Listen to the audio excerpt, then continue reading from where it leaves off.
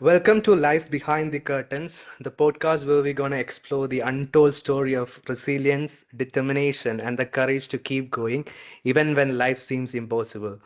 I am Jeevan. Like many of you, I am juggling a 9 to 5 corporate job, chasing personal passions, trying to find my footing in a new country. Some days, like all of you, I also feel overwhelming navigating work, culture, and dreams.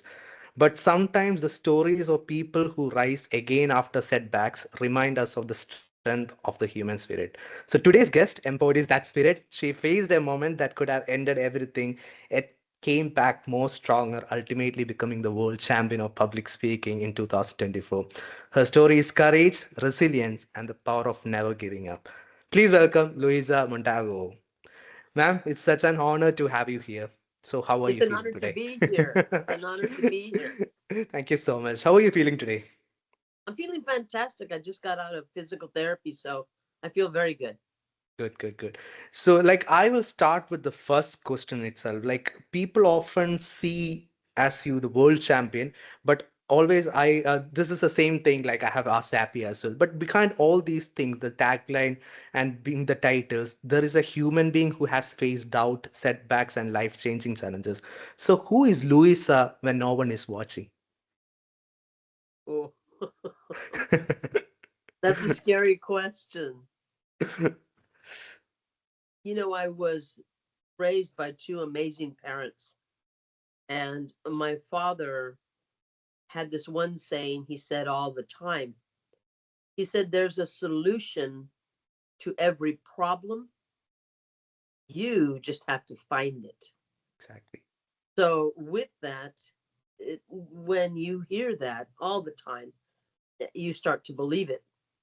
So if there's any situation that comes up in my life, any problem, something I'm going through, I tell myself, okay, there's an answer. I just have to find it. Exactly.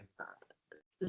And I do this, I think, in every aspect of my life. And I think it's literally what has me going, the gives me the will to want to keep going. Because when you if somebody tells you, okay, you're going to run from here to there, and you say, well, how far is that? Oh, it's a quarter of a mile. Okay. Well, you know where the end is, and it's okay. But if somebody tells you start running, well, how far am I running? How long am I going to run for? You don't know. So, with all these doubts, you question what the answer is. But since my father said there's always an answer, you just have to find it. So, since I'm always searching for the answer, I think that's what gives me the will and the power to keep going. I know there's an answer. Got it. Good. I think this will be a kind of repetitive question, but I heard from a lot of podcasts you grew up in South Texas, so with your family. So what kind of mindset or habit from your early life has helped you to stay resilient? Something you think newcomers or young professionals can adopt? Great question. And here in South Texas, there's not very much, I want to say, versatility. It's kind of all the same. There's not much difference in from one place of the valley to another place in the valley. But there was one thing that my mother continued to tell me, and she was the one that would constantly not only remind me, but show me that you can do anything with your life. You Exactly. can do anything with your life. Don't let anyone tell you you can't do something. In fact, the more you tell me personally that I can't do something, the more I'm going to show you that I can and I will. So I think with that, coming here from South Texas, you don't really get to see all that you can do. So once I started traveling outside of Texas and the US, it's a whole different world, and it's beautiful out there. I would suggest, if anybody, especially now with Zoom, you can go almost anywhere and speak to anyone from around the world, to go ahead and go down that avenue and see what you're able to find, because you can be inspired by so many different people around the world. And that's what I think has helped me so much, traveling and meeting new people and their ideas and their dreams, and thinking, oh, okay, that sounds pretty interesting. But I like I like it's there's a comfort of Yeah. not having diversity, but then there's also a negative aspect to not having diversity. So Got it. Thanks for that. And also like today like during my work like during the lunchtime like I once again watched that 2019 World Championship speech, the first impressions. So I was laughing during that time. So your story about that young man, that flat tire. So I that beautiful lesson about assumptions, making like first impression can sometimes be misleading. So yeah, what did that moment teach you about empathy and seeing people beyond appearances? that's a great question. I'm so glad you watched that video because that was a true story. And what I don't share in the story, I just speak about one Hispanic male Yeah. that was for me very intimidating. I was frightened of him, but it wasn't just one. There were three of them that got out of the car that had the flat tire. And that I think is what scared me. It wasn't so much that they were Hispanic or their tattoos or the way they were dressed, but I thought, oh, I'm outnumbered. There's three of them and one of me.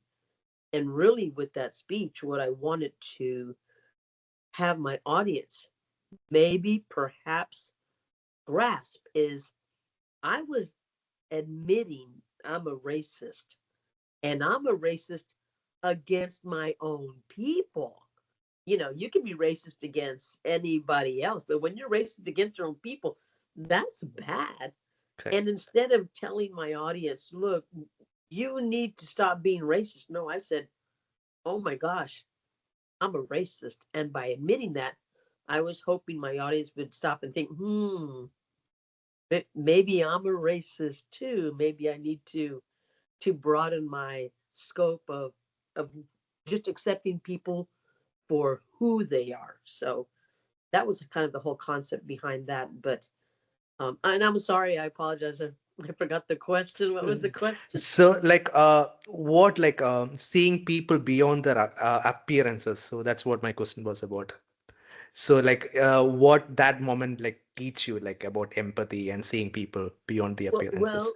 well, well, it wasn't so much having empathy, which I have empathy for almost anyone, Yeah. but it was realizing that once we started talking, after I changed the tire, and his friends were talking, and they were cracking jokes, and we were just having a good time. And so I went in less than 10 minutes. I went from fearing for my life to, hey, what are y'all doing next Saturday? You want to go out and have a few beers or something?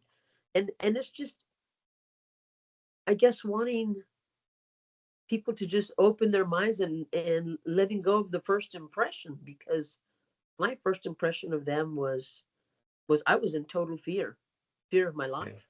And it wound up being, I mean, we actually exchanged phone numbers, and um I wouldn't have minded going over to their house and hanging out and talking, and it was just that. It was just it taught me that regardless of what people look like, they can be like you and scarier, even better than you in certain ways. Because I know he saw me and probably thought, oh, yeah, she's going to be able to help me. And I saw him and thought, oh, I fear for my life. And it's two totally different perspectives. And we were both Hispanic. So, if anything, it taught me to not judge a book by its cover. Exactly. Yeah. Yeah. To be honest, like it was one of the, I don't know, like it was superb speech actually. Like I laughed a lot the way you started. It was so nice. So Good, like good. It was yeah. one of my favorite speeches to Yeah, give. So, yeah, thank you. yeah. So coming to the next part, like talking about myself, like I was living in India, like I came here to UK for my masters. So many newcomers like me or professionals, sometimes they feel invisible or undervalued. So what do you think? Like what's the first step of recognizing our own worth? Well, there's two different things I want to talk about. One is you said you feel um, Invisible. invisible, Yeah. and the other is recognizing your worth. Yeah. So, with being invisible, you probably don't know how good that is sometimes, because I felt I was invisible, and I was okay. I'm okay with that. But then when I won the world champion, well, now I'm doing certain things, and like right before this podcast, I'm thinking, oh my gosh, I gotta brush my hair. I have to look good. Do I have anything in my teeth? Do I look okay?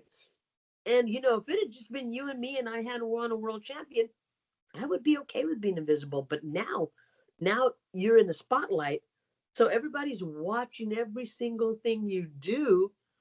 So it's kind of a whole Yeah, different ball game. So being invisible sometimes is good, sure. unless your whole, I guess, way of life depends on you being seen. Then I understand that. But finding your own worth, whether you're invisible or not, I think you realize what your worth is when you are faced with challenges. I never knew how strong I had to be until I had to be strong. And and I think that's when you find out what your true worth is. If you stop and think and look back on everything you've been through, I don't think there's a single person out there in your audience or in this world that hasn't been through a lot of challenges. And it's how you react to the challenges, how you accept them, how you're able to see it, digest it, and move forward, knowing what you've seen and what you've been through. And that to me will tell you and show you what your real true worth is. Got it. I think it's amazing. I have been through a lot, but who hasn't? I don't think there's a single person out there that hasn't been through some major either disappointment or setback or something in their life. So one, I think it's good sometimes to be invisible, Got and two is you find out your self-worth when you see how you react to the adversity and difficulties in your life. it. And for you, was there a particular moment or one turning point when you realize I will not give up no matter what happens? I know like you had a lot, but any Yes, special? yeah, I was about 5 years old. I'm kidding. Yeah, But I've been like this ever since I was a kid. There was, and I think my mom even used it to her advantage sometimes. She would say, "Well, I don't think you can do this, Luisa," because she knew that was the way to get me to do something. Is telling me, "Oh, I'm not sure if you could do this." Oh, I can do it, Mom. I can do it. So one turning point,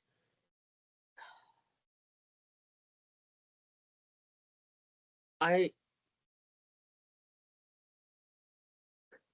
it wasn't so much a turning point for me as it was me realizing I was going to have to really buckle down and accept what life had given me. And that was the accident that I was in almost 4 years ago. I'm still in a wheelchair, but I'm going to therapy. I've had so many it's like I would get over one little problem that I had with my legs, and then something else would come up, and it would be like almost starting all over again. But it looks so good now and so clear. And I've told myself, okay, that you know what, that's it, we're done. In 6 months, you better be walking. If not, I'm going to be upset with you. And I just have to tell myself that. And I wake up every morning going, well, today might be the day. Today might be the day.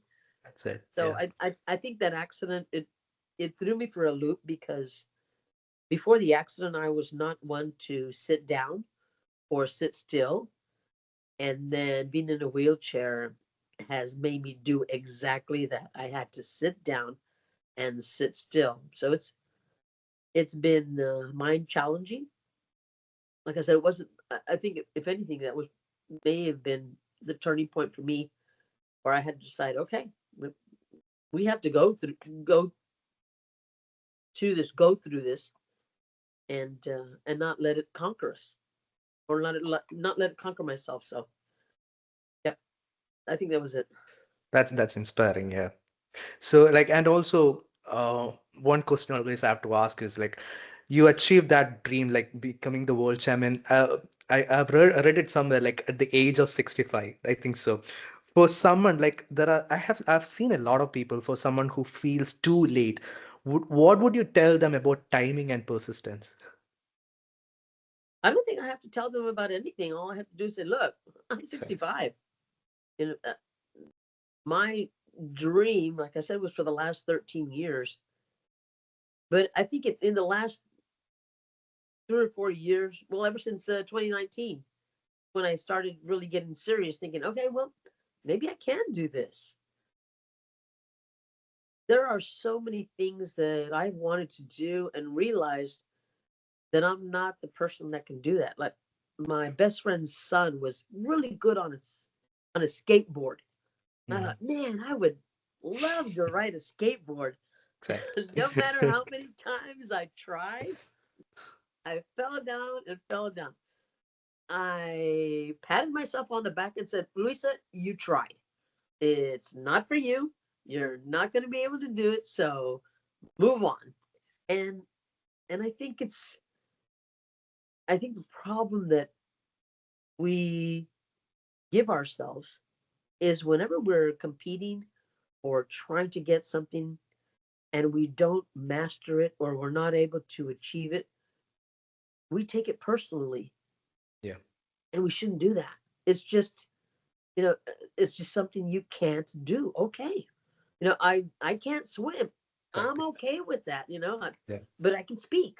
So then I'm going to go speak. But the thing is to try, attempt to do something. If you can't do it, okay. yeah, And don't take it personally. You know what? I'm just not the person that's going to swim from here, across the English Channel. I'm not going to do it. I know it, and that's okay.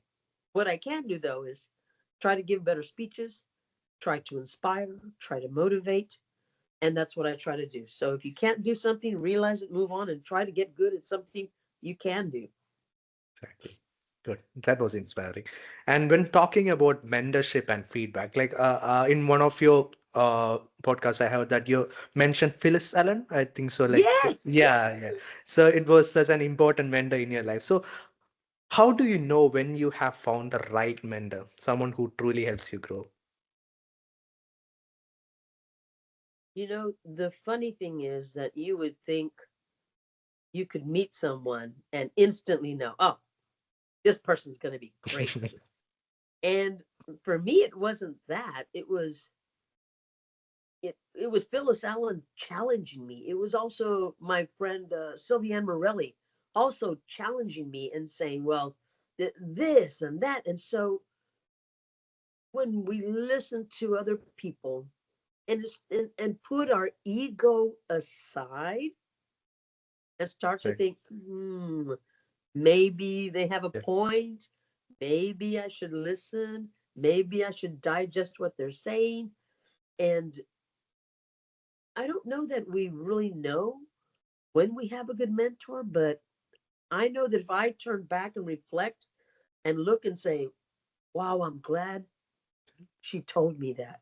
yeah, I'm glad she suggested that. I'm glad I listened, because for me, a lot of my problem was my ego getting in the way, thinking, you can't, Phyllis Allen, you're 95 years old. You can't know more than me. You can't be better than me. And it's not about knowing more or being better. It's people that want to share what they know and what worked for them, hoping that it works for you. So got it, putting the ego aside and accepting it, when you're able to do that, that's when you know you've got a good mentor.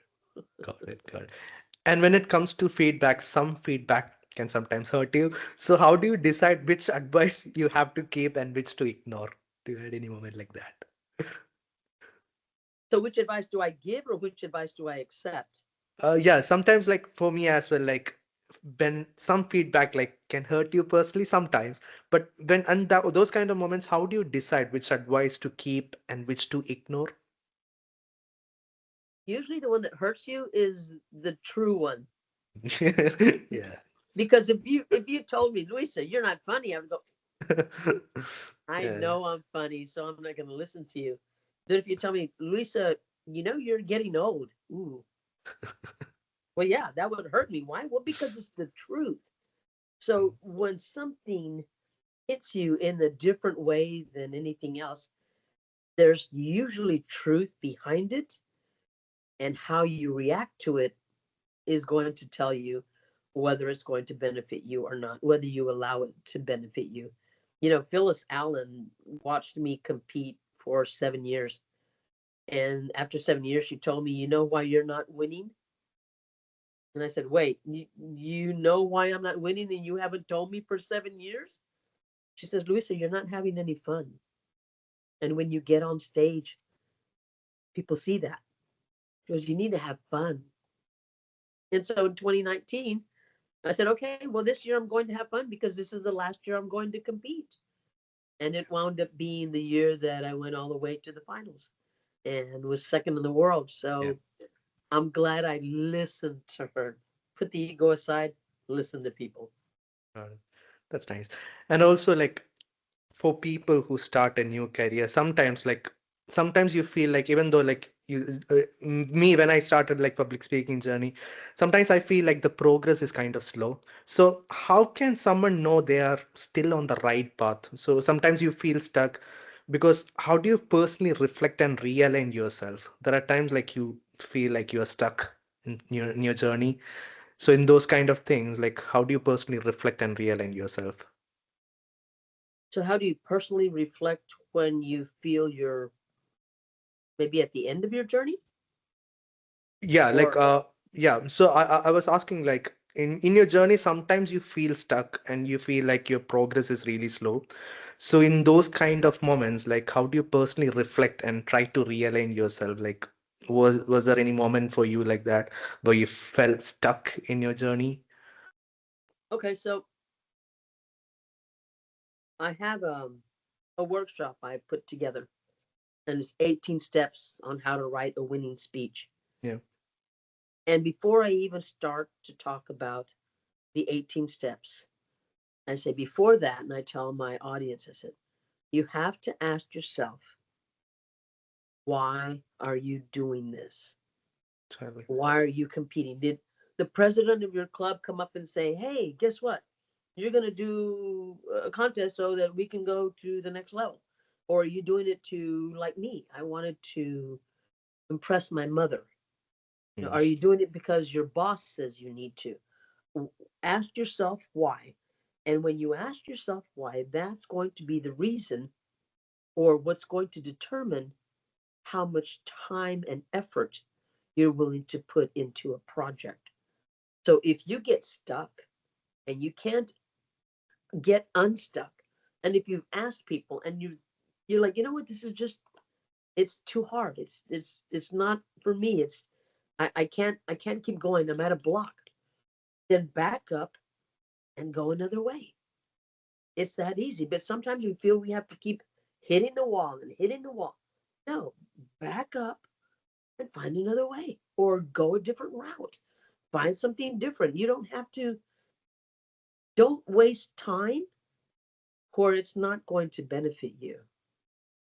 exactly. And it's so easy to say, but when you're there in that position, you're like, man, should I keep going? I'm gonna keep going. Why? Because our ego gets in the way and we don't want anything to defeat us. It's not defeating you. Let it go and move on. So it's a very hard choice to make, very hard sometimes, but a lot of times it's necessary. And also, when your speech regarding the 37 strangers, you once said, if 37 strangers could see my value, imagine what 1,700 could do. So, how can people can use community and connections to stay motivated in difficult times? That's a great question. And as I stated before, my accident, my mother passing, my life partner passing, all within 3 years. If it wasn't for the Toastmaster community checking on me, calling me, sending me messages, Phyllis Allen, my mentor, Luisa, why didn't you come to the meeting? I said, because I didn't want to. Sometimes I didn't want to get out of bed because I was so depressed. And she said, well, I better see you at the next meeting. And so I didn't want to go to the meeting, but I got up, got dressed, and went to the next meeting because she told me she wanted me there. And in the Toastmaster community, like I said, when I was in the accident, I was getting messages from people all around the world, people that I didn't even know, and they were showing care and concern for me. And a lot of times, all we want is to be loved or needed. Mm.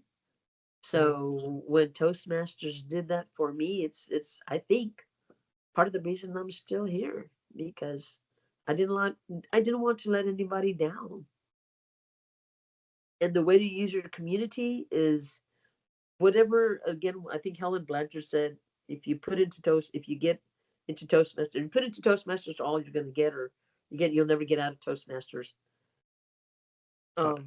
Um, I think the more you put into a community, the more you put into a friendship, the more you put into a lesson, the more it's going to pay off. And that's exactly what Toastmasters did for me in the hardest time of my life. And also, after surviving your accident, so do your view towards the time and prioritize in some way changed or something? Not really. I mean, um, I think I've always been the type of person, there's the saying that says, live every day like it's your last. I think I do that almost every day. I wake up and go, oh, yes, I woke up. Good. All right. What are we going to do today? What am I going to learn today? That's usually the first thing I ask myself. What am I going to learn today? So um, it wasn't too much of a mind shift. Got it. I think now I just want to be better than I ever was. Got it. So that might have been the biggest thing that I took away from the entire accident. Got it. Yeah. So is there something you're still unlearning or working to improve at this stage of life? Everything, everything. I think the day we stop learning is the day we start dying. I don't. Oh, here comes the ego again. No, I think I'm good with everything. I think there's a lot can be learned from how we communicate with each other. And also with communication comes possibly understanding and empathy because people say certain things for certain reasons. And how we say things to each other is so, so important. I've heard people talk to each other, and sometimes there's a lot of pain in a conversation sometimes. I I think we forget that there's sometimes another person on the other end of the conversation. So possibly the way we have conversations with people is what I think I continue to try to keep learning So, and improving. that's nice. Yep. And also, many people think like even though when it comes to Toastmaster or public speaking, they think like it's just a performance. But I feel like in today's the world of AI, remote work, virtual communication, why do you think public speaking and sharing our voice is more important than ever? So even though if someone never intends to speak on a stage or something, why is still communication essential for life? You know what's interesting, and this could be a lot of it due to my age, but now with AI, I'll be watching a video, and I think within 5 seconds or 10 seconds, I can tell that the video is AI. And do you know what I do? I almost stop listening because I know it's AI. I want the real human connection. I want the real person. Yeah. So I think when we came across with the cell phone, and then everybody had a cell phone, and then now everybody's on the cell phone all the time, and everybody's just, you I can go out to a restaurant Yeah. and I look and there can be six people at the table and they're all on their phone. So we are slowly losing the art of communication, the beauty of communication. And now with AI, we can just say, "Hey, AI, do my speech, do my conversation, do everything for me." We don't realize how we are almost losing that art of Yeah. being able to speak one on one or being able to influence an audience. And that's usually what I want to do. I want to either empower an audience, motivate it, or inspire it. And when we start depending so much on AI, I don't know. To me, I don't. I see the value in certain aspects, but in other aspects, I see where that's the last thing we need. Got it. That's nice. That's really nice. And now let's get into a kind of rapid fire. Oh, I feel like. okay. So yeah, so I have written some yeah, like around 15 questions. Like I have few written in my notes as well. Like I really like to put those on notes. So my first question is that one word that describes you today. Happy. Happy. Good. What is happiness for you? Breathing. One thing success has not solved for you. One thing success has not what? One thing success has not solved for you. Oh, has not soiled for me? Like has not ruined it? Yeah. One thing success has not ruined. Oh, my down to earth nature. Okay. A dream you're still chasing. Spay and neuter clinic for dogs and cats in the Rio Grande Valley. Okay, good. This will be interesting. What makes your heart race faster? Going on stage or seeing your loved ones going on stage? Ooh.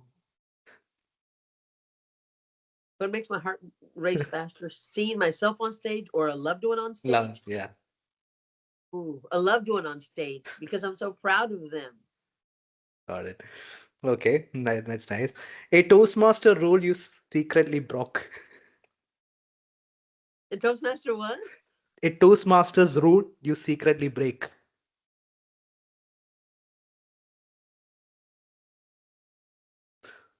I don't rehearse my speech over and over and over and over and over like I'm supposed to. Okay. Titles or impact? Choose one. Oh, titles. Oh, no, no, no. Wait. Oh, you mean the title of a person or the title of a speech? Ti- Title of a person or impact they can create. You Oh, have to no, choose. the impact. The Okay, impact. yeah, yeah. Yes.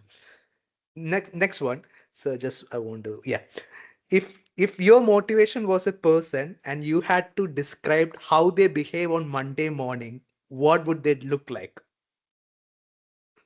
I don't know if you have the cartoon, but we have the cartoon, the Tasmanian Devil, Okay. Yeah. and he comes in and he's like a tornado. He's like, and he's trying to do everything at one time, and then he stops and he starts to breathe, and then he just takes off again. That would be me.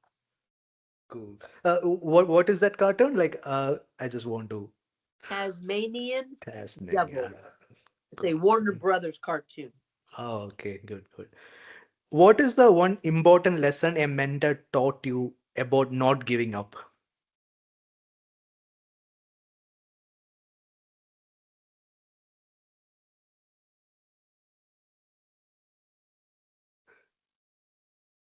I don't know so much as it was not giving up, Hmm. as Anything. it was as it was somebody telling me you can do this. Okay. I'd rather have somebody tell me you can do this than say, don't give up. Well, if I want to give up, I'm going to give up. But if somebody tells me I can do this, okay, yes, I can. Okay. And what's the one thing in life that always gives you hope, no matter how hard the day is? My dogs. I heard a lot about that. That's Yeah. nice. Yeah, yeah, that's Come nice. here. Come here. Yeah. See this one right here? Okay. Yeah, cute, cute. Yeah. She's always here for me. And That's if not, nice. she has a 60-pound brother that's always here for me. Oh, yeah. So they always give me hope. They always do. Got it. Okay, finish. Go lay down. Go lay down. Go lay down. Next one. Which superhero do you relate to the most and why?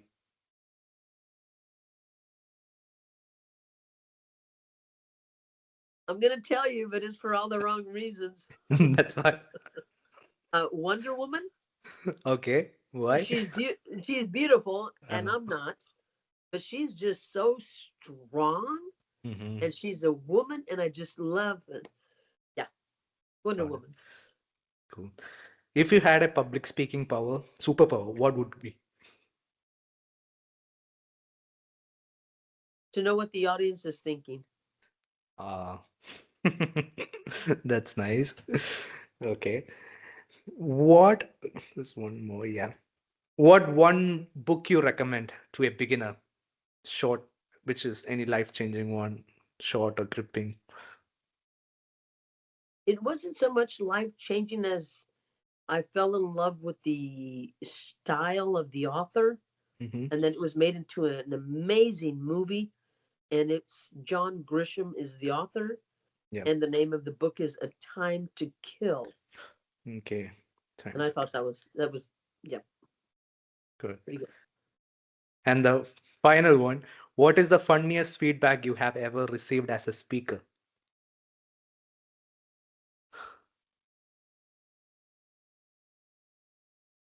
So there was a gentleman that was actually competing in the district conference for District 55, and he was on stage for the humorous contest, and I was not competing because I didn't make it to district. So I wound up being the toastmaster of the contest. And this gentleman had his two sons in the audience. And I got up and I did my first 10 minutes of my introduction, and it was funny. And then we went ahead and had the contest. And he told me later on, he said, I won first place, but all my kids kept asking me about his dad. How do you know that lady? She was really funny. So it was funny that they thought I was funnier than their dad, and their dad was the one that had won the contest. So I thought that was really cute, really adorable. I loved it. Got it. By the way, are you morning person or night owl? Night owl. Night. Yes. Great. So yeah, that's the end of the questions I feel like. And also like before wrapping up this podcast, I really want to like give advice to maybe like my listeners or whoever watching this podcast. Like one advice, how like there are a lot of people like I've met, like I was a shy person, but like when I came back here in UK, like I gave my everything. Like I was not caring about others, what people exactly think. So is there any advice like while we wrap up this podcast, like is there any final advice you want to give to my listeners? It will be really really great. I'm always looking for something to write my next speech on. And I want it to motivate and inspire more than anything else. And yesterday I wrote something down. I have it right here, and I would love to share that with you, but then it's going to tell you what my next speeches are going to be about. And it says, so you don't want to enter a contest because you say you'll lose. So enter the contest. And when you lose, you can tell everybody you were right. Exactly. This applies to all aspects of your life. So go be right. Super. That's so inspiring. That's nice. Thank you so much. Thank you. Thank you so much for sharing your story lessons. The reason why I call you, right? Like especially the speech I don't know, like I watched 2019 speech, 2024 speech, like I think I don't know like how many, more than 10 times. Like I was watching like each bit of thing, like how you came back, like it was so inspiring, man. Like it was so inspiring for me. Like So your journey, like it's reminding me that whether we are newcomers, dreamers, anyone facing challenges, life is not about avoiding hardship. It's about courage, human connection, and showing up even when it's hard. So to everyone listening to my podcast, your story matters, your journey matters, and the most powerful moments often happens behind the curtains. So this is life behind the curtains, reminding you that it's never too late to rise again. True. Thank you Very so true. much, ma'am. Thank you so much for coming. Thank you so Take much for care. giving me an opportunity. So